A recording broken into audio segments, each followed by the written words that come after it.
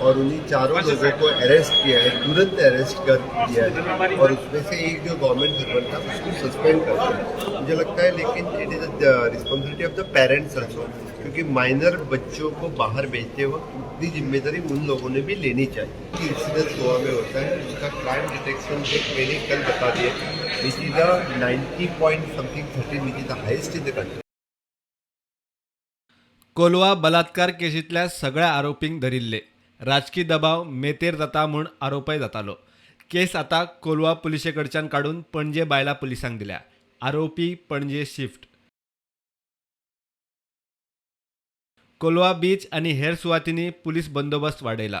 प्रकरणाची खोलायेन चौकशी करून केस तडीक लायतले म्हूण डीजीपी सांगता। We have immediately registered cases. We have immediately arrested persons. And law will take its own course. We are taking very seriously. We have already directed officers to investigate this on a merit and take to logical conclusion. Preventive measures like we have already intensified patrolling. I have already directed my staff increase patrolling. We are already provided more vehicles. We have already provided Kolwa. We have already provided 30 more persons for the beaches. We are establishing CCTV on the beaches in Kolwa.